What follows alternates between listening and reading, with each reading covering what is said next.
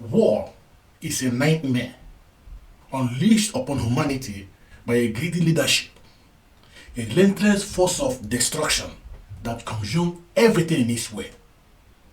Cities are reduced to a smoldering ruins, filled with the cries of the wounded and dying. Innocent civilians are massacred or forced to flee, leaving behind a ghost town of despair. Soldiers are torn apart, physically and mentally, haunted by the screams of their comrades.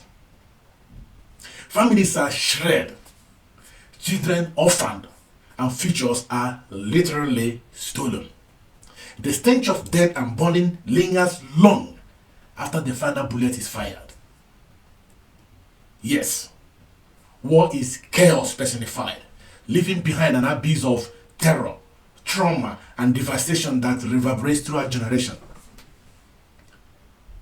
But the question is, why do people choose war? Why do people choose war? And again, why do people choose war?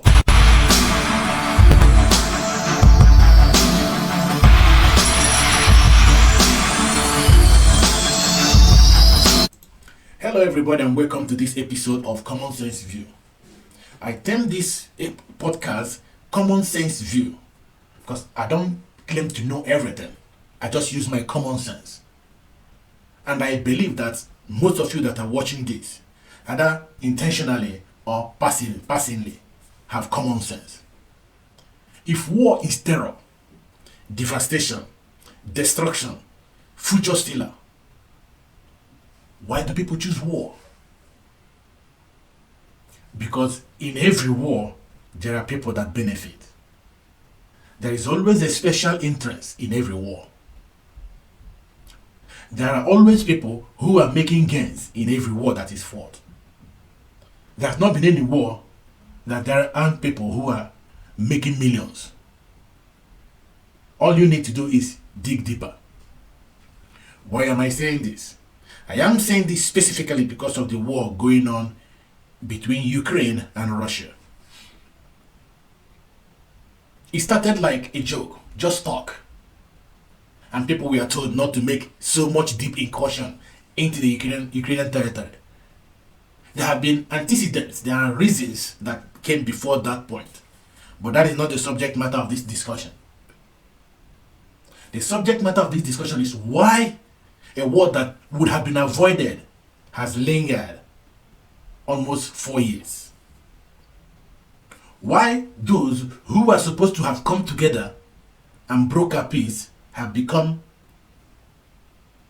stakeholders in the war to the point that they are paying salaries of the warring country. And you're asking, again, who are the beneficiaries of the war? What I'm saying, I am saying out of common sense. And a special disclaimer, I am not agent of any of these countries. Not agent of Putin, and not agent of Zelensky. I'm only agent of the people who are suffering and dying for a reason that they are not supposed to.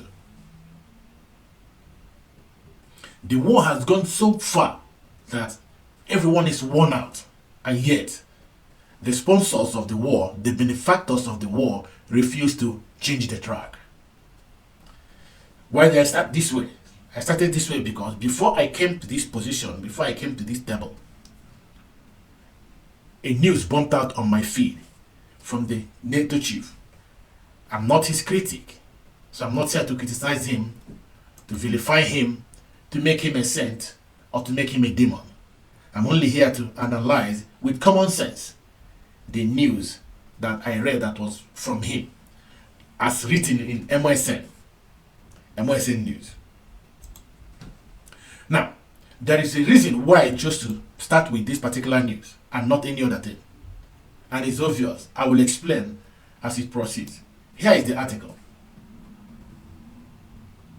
NATO chief, our duty to Ukraine.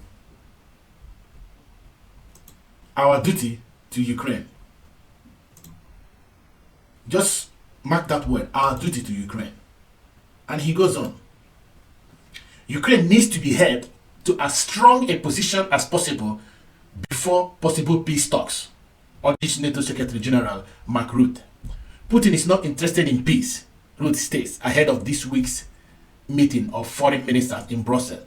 Rutte warns of another decisive winter in the war in Ukraine and notes that Russia is now also using the war to test new weapons. But that does not change the defense alliance attitude, the Secretary General believes. Now, you need to help Ukraine. Nobody said that in Europe or any other place should help Ukraine. But what are you helping them with? You are helping them with ammunition. You are helping them with arms. You are helping them with money. Those things cannot stand at the war front. The arms cannot shoot themselves. The ammunition cannot use themselves. The money cannot go and shoot. You are only arming them to grind their kids like ground meat. You sponsor them to get killed. That is my own opinion. I know it doesn't have any weight. But think about it. These people have been fighting for almost 4 years. And the support you are giving them is ammunition. Where are the ones given to them in the past? What was the result? What ground did they make the past 3 years to justify aiding them more to go and kill more innocent citizens of their own country? If they have not made any ground, rather lost grounds these past years, what help will you give them at this point that surpasses peace talk, that must come ahead of peace talk? A strong position. What strong position? How many more kids? It's obvious that the majority of the men, the real soldiers who train to fight, are no more there. If they are there, they are exhausted. Literally exhausted. It's not my word. It's not just my word. There are news articles that present this. The few articles that are allowed to carry the news of the war, which is strange, because we are told that Ukraine is winning. If they are winning, aren't we supposed to hear both sides? See how much they have slaughtered Russia, and then hear the propaganda for both sides, which is part of the war. Propaganda is part of war. And then we use our own common sense again, to decipher who is telling the truth. But no, information is censored as usual in a democratic society. Going further, Ukraine has the right to defend itself, and it is our duty to help them. Yeah, we know that, and you have been doing it for the past 3 years. We all have to do more, says Rutte at his press conference ahead of 2 days of foreign ministries meeting in Brussels. The talk, in which Ukraine's new foreign minister Andrei Sybiha also partially participates, are again very much about agreeing with Ukraine on what is further needed. What have they been demanding? More money, more arms, more ammunition. Those people making these demands, yeah, they have moral support, but they are not on the front. I am talking from the part of peace. There's no way this war will end without sitting down on the table. This was the case from the beginning, and it remains the case now. Anyone saying anything otherwise is deceiving everyone. It doesn't matter how big the alliance of NATO is, except if you want to start a third world war, which will devastate the whole world, not only Russia. If the aim is not to start third world war, then there's no way Ukraine will come out of this victorious. It's not possible. It's not possible. These meetings are for Ukraine. If they choose to enter into peace talks, do so from as strong a position as possible. What strong position? You have lost a majority of your population to death, and much more majority have fled the country. A complete drain of a population that have been together for a long time, scattered all over the world. What is the position of and you have even lost land. The same land they are protecting. You lost more land than you lost from the beginning. More land than you were holding. You are holding less land now than you were holding at the beginning of the war. Majority of your citizens have disappeared. Majority have died. What stronger position will you be for peace at this point? However, he does not want to go into any details about what NATO or the outside world could do to secure a peace or ceasefire. The EU EU's new foreign affairs chief, Kaja Kallas, who took office as recently as Sunday, also participates in part of the NATO meeting. In addition, the foreign minister also hold talks with King Abdullah of Jordan. Okay, those are not part of the news. The point is, what details to tell? Everyone knows what has been going on, at least to the point we are allowed to hear. Many are dying in numbers. Even if it is one person that dies from now, it's one person too many. My point is, don't we have common sense? We have United Nations. We have regional leaderships. And you have your NATO. You have EU. And none of these can sit down on the table and broker peace. All you need to do is the muzzle of the gun that you are not carrying at the field. Muzzle of the gun that other people's kids are carrying and getting killed in numbers. It breaks my heart to see people cry for their loved ones being slaughtered in front of them. You can call Putin a war criminal. I'm in support of that. But so is also a president that allowed this to happen. I don't mean any person in particular. You cannot allow your citizens to be slaughtered where there is a possibility of peace. The NATO chief says Putin does not want peace. How do you know that? How do you know that? There's no peace talk that ends in one day. It's usually series and series of peace talk. It's about talking. You put your own position on the table and the other person put their own position on the table. You discuss it. If it's all about killing, then there'll be no possibility of even having peace talk in the first place. Send more ammunition. The money is there. Do more killing. Shed more blood. Yet, no amount of bloodshed will end this war. And you know it. Everyone who has common sense knows it. Any other talk as against this position is deceptive. And this is not a direct attack to the NATO chief. Because they have more information than I do. But I'm only saying from my own common sense as a human being. As a human being who thinks that other people's kids should not be killed for nothing. When you are defending your land, you have to be alive to be in the land. At least your loved ones have to be alive. When all your loved ones are wiped out and you succeed in defending the land, it's as good as letting it get lost. Because all you are fighting for is to defend your people. But when they are no more there, who are you defending? If you can defend your people by sitting down on the table while killing everyone, why? So that is my position on this. I don't know your position. I would definitely like to hear your position. Put it on the comments area. Let us talk about it. Criticize me if you have any reason to. But that's my position. And I'll be glad to hear yours. So, and that takes me to the next segment of this discussion. Now, the video I'm going to show now is not verified independently. Yeah, it might be wrong. The information in it might be wrong. So if it is wrong, I apologize upfront. But still, there is something to draw from it.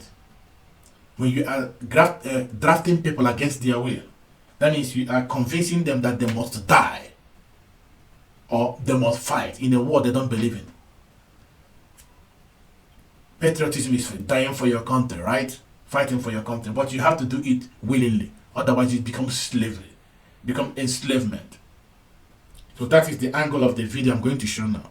I have also an article from the Politico that has something to do with the video. But let's watch the video and see what this podcaster was talking about and other related video in that manner. Yeah. This is an image from the video showing the soldiers conscripting people against their wish. So let's watch. Hello, my friends. The West is losing Ukraine. Nobody knows what's really going on. The West is losing Ukraine because of Zelensky. The only one power trying to stop him is Ukrainian women. Please have a look. We should stand together. Утро, человек идет на работу, блядь. Открывается бустик, грузят силой. Смотри. Отпустите человека, блядь. Отпустите, блядь.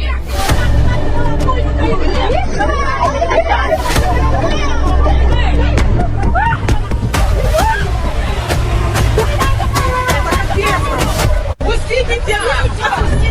Бежи!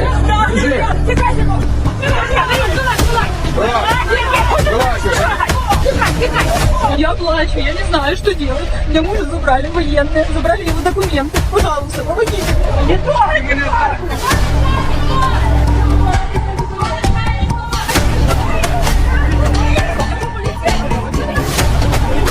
Демократія! Вільна країна! Это жесть. As I said, this video is not independently verified. I don't do conspiracy theories. But the person that showed the video said that it's a journalist. It doesn't make it true or false. Just do your own research. Now, if it happened that it is wrong, then I render my apology. And I will retract it if that is the case. Now, the case evident in the short clip was the military conscripting people, drafting people against their wish. And the women are the only ones trying to stop them. In one occasion, they took a young man and the women liberated him and told him to run. In the translation down there, run. Why is that? Isn't it a noble thing to go and die for your country? Of course it is, but you have to do it willfully. It has to be your own decision to make. Because the death or the life that is at stake is yours and nobody else. And that takes me to the other position. What Politico and AP reported about this. About how people are exhausted. The morale is low. The people are exhausted from the war.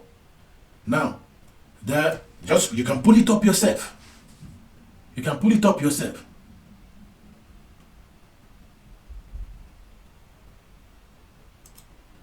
You can pull it up. Low morale. Low morale on the soldiers. Here is the Politico. Now, because there is so low morale, the people are running away. They are deserting. Ukraine army discipline crackdown sparks fear and fury on the front. Critics say new legislation that punishes deserters and rule breakers more harshly contravenes human rights and demotivates military personnel. President Volodymyr Zelensky refused to veto a new law that strengthens punishment for wayward military personnel on Thursday, rejecting a petition signed by over 25,000 Ukrainians who argue it's too harsh. Rather, he said, the key to the combat capability of military units and ultimately of Ukraine's victory is in compliance with military discipline. Victory! Victory! What victory? Ukrainian soldiers have stunned the world with their resilience and battlefield success, withstanding a year-long onslaught from Russian troops, but a monkey's force made up largely of fresh recruits lacking previous military experience or training. Some are struggling to cope. There are those who have rebelled against commanders, others gotten drunk or misbehaved, others running low on ammunition and morale have fled for their lives, abandoning their positions. What do you expect? What do you expect? A war that there's no clear definition of what victory means, not just by the Ukrainians, but also by the United States and the alliance who have been sponsoring. What is the clear definition of victory in this war? Because the way I'm seeing it with my tiny common sense, victory might be wiping out everyone who can fight in either side.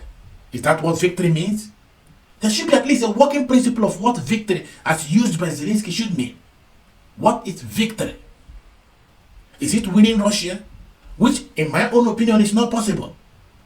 Not because they are the strongest military power in the world, no, but because they have nuclear warheads and nuclear weapons. Putin has said it that if the life of his country is in jeopardy, that they have option to use it to defend themselves. Recently, in response to the long-range attack inside Russia, he turned Ukraine into a testing ground for their new ammunition. He called it a middle-range ballistic missile. And you know how the ballistic missile works. It carries other warheads inside it and it makes it difficult to capture. What does it mean? Once it goes out, there must be a destruction. Where is this leading to? Where is the victory, the military victory Zelensky is talking about? Where is it? Where is the strong position the EU, NATO is talking about? Where is it? Isn't it late to start talking about peace? Peace. It doesn't cost much. It shouldn't cost this much blood to get peace. Victory can cost much blood. Peace doesn't. It's just a discussion on the table. Victory demands a fight, a competition, a struggle. Just go for peace instead in this situation. Now, what is the outcome of all this war so far in both sides, but especially in Ukraine? Damages. Permanent damages on the soldiers. I'm not talking about the psychological ones, which most of them will suffer all their life, until sometimes some of them choose to kill themselves or enjoy it forever. I mean, physical deformations, visible physical deformation that might or might not be helped, that might or might not be improved on, that might remain that way until the person dies. Now, the point is, if this war could be won, then at a certain point you can say, well, it's worth it. I was fighting for my country. This lost limb is the result, and I'm glad we won at last. But if after fighting all this war, you lose all the ground, you lose more land that you are protecting, what will be the consolation of these people who are totally deformed? I came across this particular video, and it ripped my soul apart. Watch it yourself and just say. And right, The impact of war is hard to look at. look at my finger. The difficulty that I'm having is that I don't know what anything looks like behind this skin here. I can make an opening that looks like there's an eye, but they're never going to look like normal eyelids. And the surgical realities are nothing like civilian life. Okay. How do you compare it to here in Ukraine?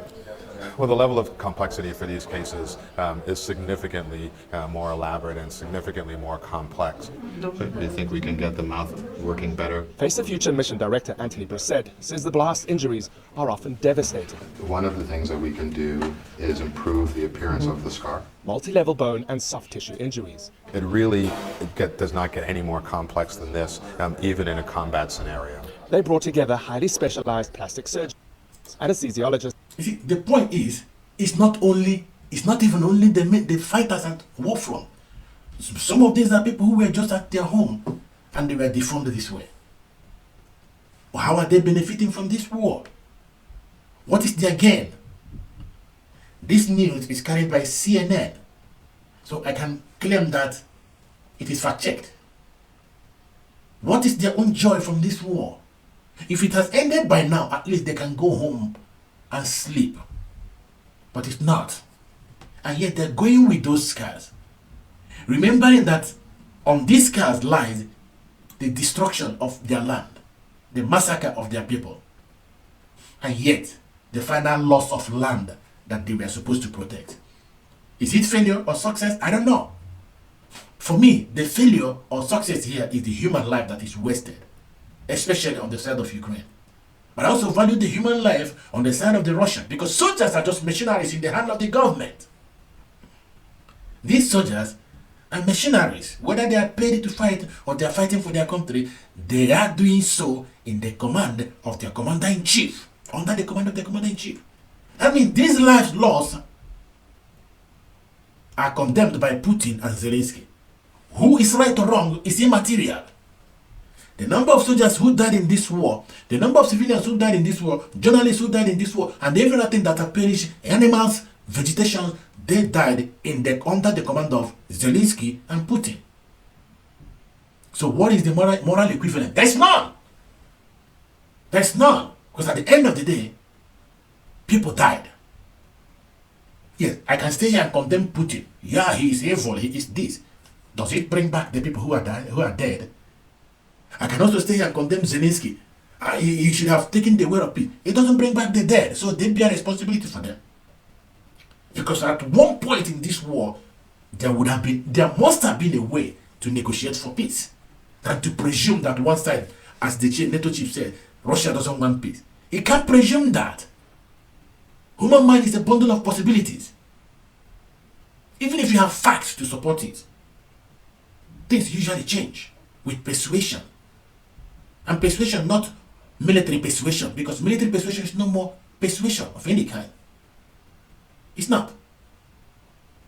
And there was a video from sometime last year. It was by an ex-military official of the UK. there was a perspective he mentioned in his discussion that I think you should listen to and make your own judgment. If the part I'm talking about makes sense. He was talking about this is Ukraine's war to win and Russia's war to lose. You see, that means in both ways it's difficult to come out victorious on either side. And when two elephants are fighting, who are the sufferers? The thing we call collateral damage. Or the grass in the elephant war. So let's watch that video, and also you tell me what you think about it on the comment side. Criticize it anyhow you want. But I brought it here because I think it is relevant. I think if you look from a grand strategic perspective, the worry here is that, is this actually a war that's winnable from a Ukraine perspective? And is it losable from a Russian perspective, given that Putin only wanted a special military operation? If you explore those questions, the danger is you come to the conclusion that this is possibly and not a winnable war for Ukraine. Ukraine will probably never liberate Crimea and the Donbass, and therefore it's more a question of where the line gets drawn on a map as to when the war stops. And the West has got lots of its domestic priorities. Here in London, we have there's a cost of living crisis, there's an inflation crisis. We don't have the weapons in our inventory. We're doing the best we can to support Ukraine, but we can't keep going like this. You see, it's not possible for them to liberate Donbass or Crimea. That was presumably last year, earlier, before even Donetsk was halved. Did anyone listen to him? There's a situation in life whereby every opinion that makes sense matters. At least to give it a thought. If it was obvious that it is not winnable by Ukraine, which is where he put it, that it is Russia's war to lose and Ukraine's war to win. And then he said immediately that it is not winnable by Ukraine. If that was considered, the majority of land that was lost this year might probably still be in the hand of Ukraine. So if I should presume what the NATO chief was talking about in terms of getting a stronger position to ask for to negotiate peace, probably that would be regaining those lands. I don't think getting Crimea and Donbass is part of it. That is my own guess. But who am I to be considered relevant in this discussion? What experience do I have? I may not have experience, but I have a little common sense. It doesn't mean that those people don't have common sense, but it means that there are other motives in this war. Either the show of power, which is a very dangerous motive, or other things are being benefited. Because we were told that by US that they want to deplete the strength of Russia. Deplete. It doesn't seem like it has happened.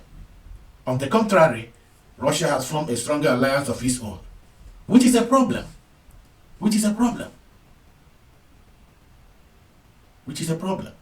The time you should bring people together to negotiate peace is not the time to allow people to form alliance with those who hate each other. The NATO form alliance with Ukraine and Russia form alliance with China. And what is left in the middle? Who are left in the middle? That is where the destruction will come from. What is left in the middle? Now, I have also, under analysis by Colonel McGregor, I have been watching him every now and then. Not really, I don't watch him as like my source of information, but what he was saying aligned with the information I'm trying to show here. That there cannot be any victor in this war. But one side can be so mercilessly damaged. As is evident, Ukraine has lost more land than Russia had. I don't know the number of their dead, so I can't say for sure. I can't guess. But the cities of Ukraine have been obliterated. So the loss is too much, and their citizens have fled. Most have fled to other countries. So the loss is what I'm counting now, not the win, because there cannot be any win. It's just about who lost more. So this is what McGregor was saying. I think is relevant in this discussion. You can cast it aside, or you can consider it yourself and see what you think about it. I think the place will collapse. And the reason is very clear. The losses the Ukrainians have taken are just frightful. The conditions under which they have been fighting are incomprehensible. I mean, this man Zelensky has thrown away human life in Ukraine on a scale that Stalin and Hitler achieved during World War II. This is not a sensible, pragmatic individual by any stretch of the imagination. And I guess as long as Zelensky continues to receive cash and equipment, he will continue to force the issue. And, let's face it, at this point, Ukraine is, for all intents and purposes, the 51st state. We own it. We pay for the government. We pay for the armed forces. We equip it. These are the facts. Now, where are the Ukrainians at this point? They've lost an estimated 157,000 dead. Now, I cannot say that I have verified the amount of dead he mentioned, so I cannot lay claim to it. Also, I don't usually compare a lot of people to Hitler and those dictators from those times, because most of them are pure evil. However, the pumping of cash equals more debt for Ukraine, of maybe more debt for Russia too, which goes back to what I'm saying, and that is the point I wanted to make by bringing what he's saying up. The more cash you pump in, the more human beings will use those ammunition they procure to go to war, and the more debt. Who are you putting in those wars? The same people that are running away from action, because they are tired, exhausted. They don't even know if they have the opportunity of living the next day. Poor nutrition. You can understand, it's not easy to sustain a war this long. It doesn't matter what help you are getting, especially when there are noise and rumors of misappropriation of the fund, unaccountability in the largest scale ever. As I said, I'm careful what I say about in that regard, because I have not independently verified that. But it is not. It doesn't preclude that the rumors of it is going around. You can Google it yourself. For the 7th time, the U.S. Department of Defense have failed their audit. That means money went to somewhere that somebody cannot account for.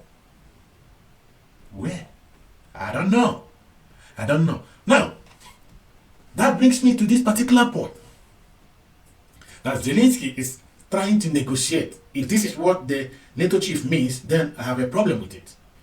Zelensky is suggesting that they can go with the part of Ukraine that wants to be in NATO and join EU.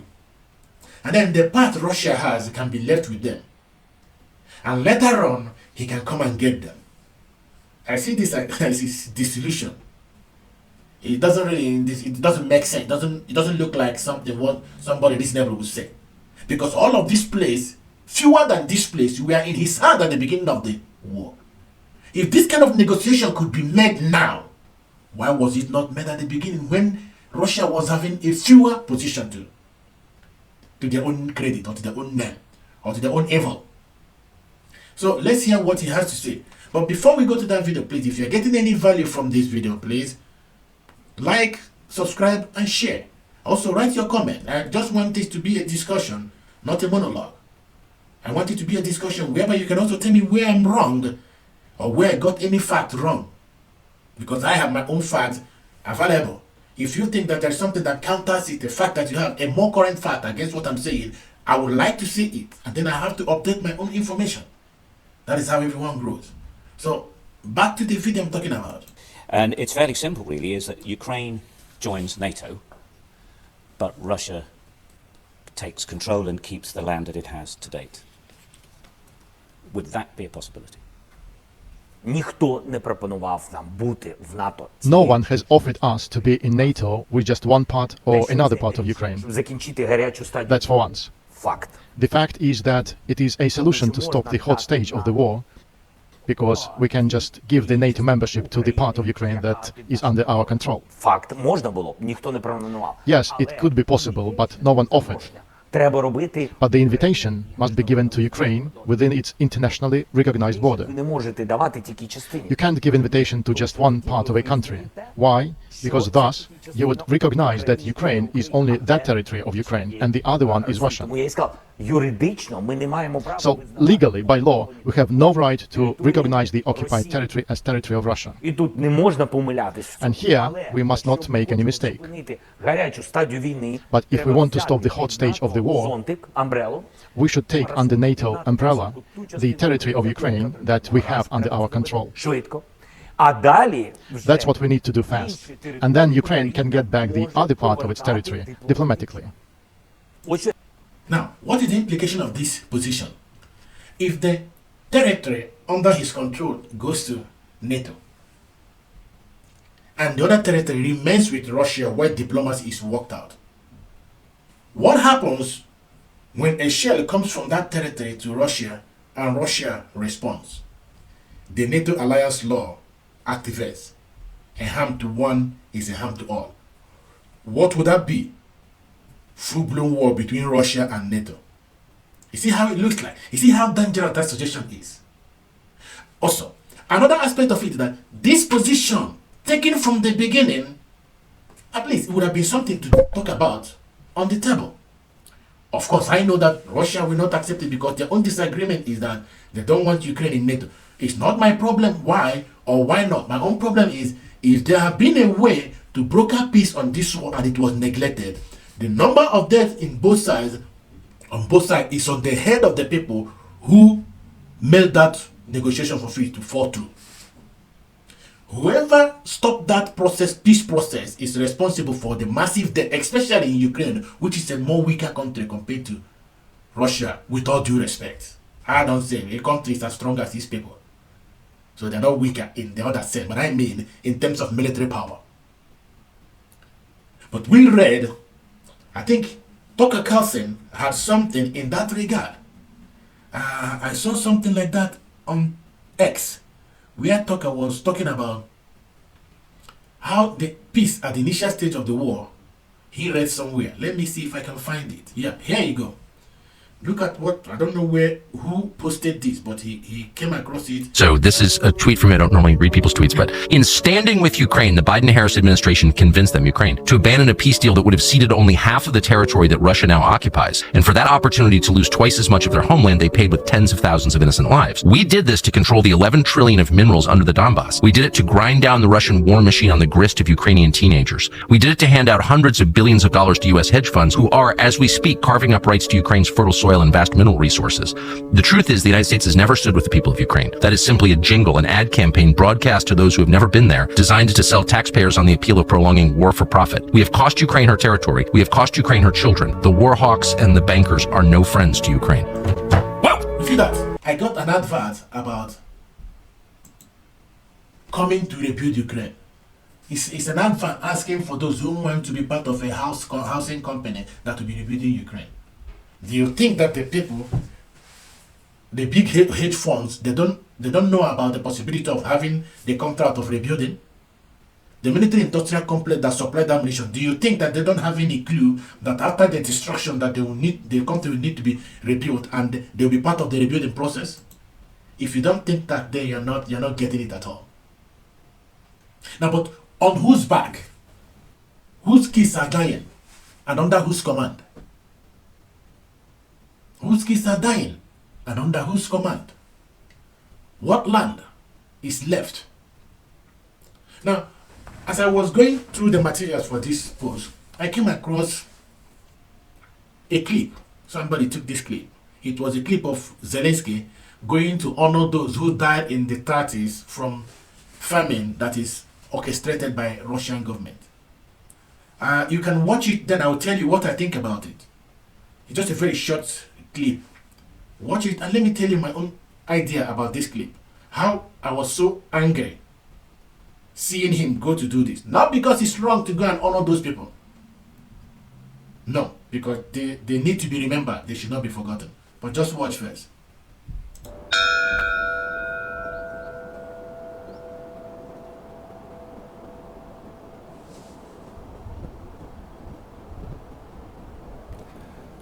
Вшануємо пам'ять голодомору, геноциду українського народу 1932-1933 років.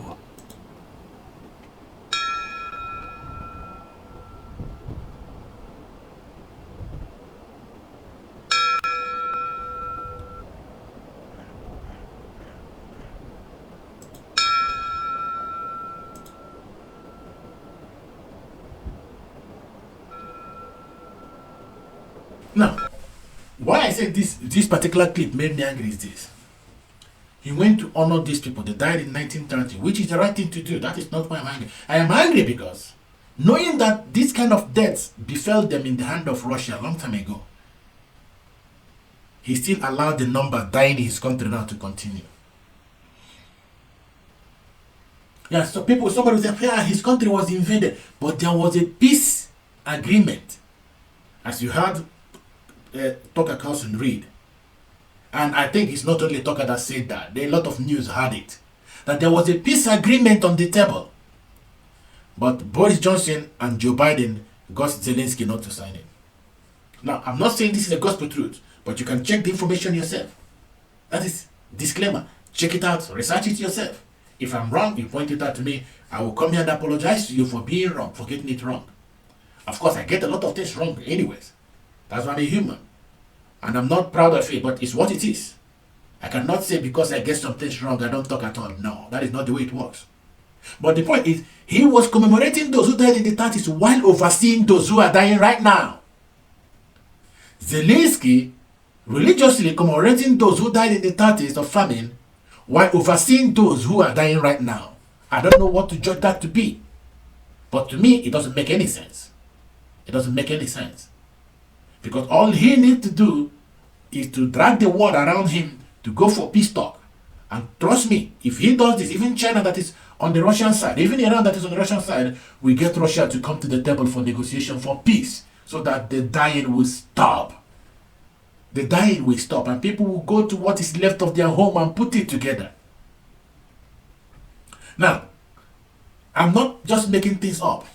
I just have one last clip for you. This is where people put the pictures of their loved ones who fell, either on the field or at home or on the go.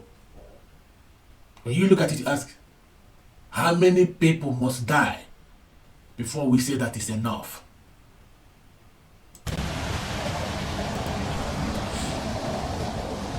That is it. It's a memorial board where people display the pictures of their dead ones. I don't know what to say. It simply breaks my heart. It's Sky News that had this. I got it from Sky News.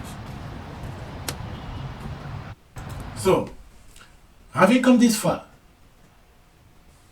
it saddens me that the world is standing by while all these are happening.